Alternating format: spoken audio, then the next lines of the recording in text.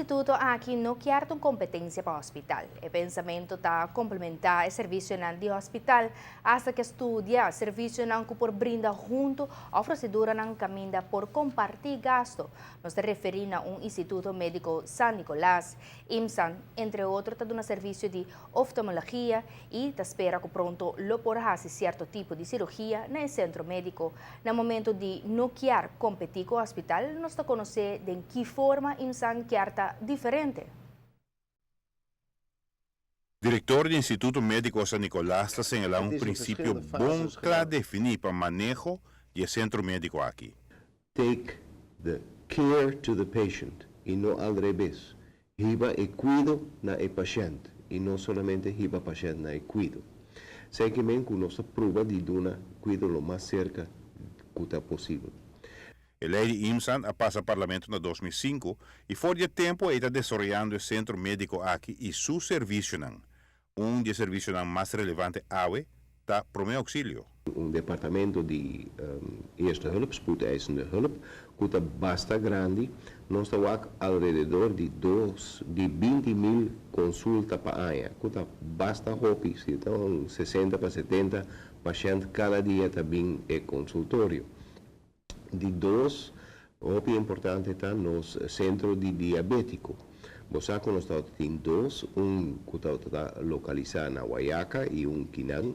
Nós temos dois times e em cada time tem diabetesverpleegkundige, dietista, tem poloterapeuta. Essa aqui é apenas dos serviços que o IMSAN oferece, además de unidade de apoio no paciente e serviço de ambulância. Muito importante está o único que brinda o serviço de ambulância qualificado na Aruba da IMSAN.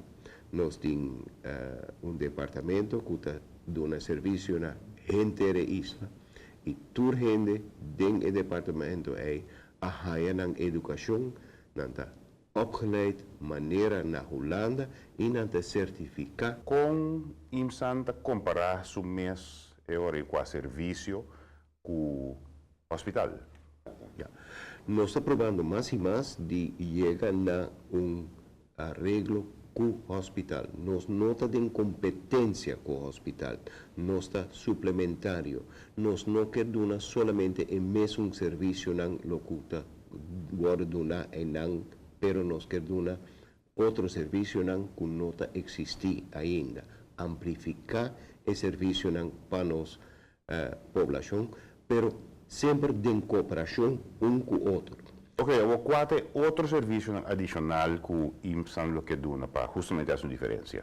IMSAN tem em sua meta para o centro para tratar NCDs. NCD que é Non-Communicable Diseases, que é maleza crônico como não pode passar de para outro, que não é infecção. Que sorte de maleza? Eigenlijk toda maleza relata na nossa mal maneira de viver. Or wrong lifestyle. Nós está one happy island.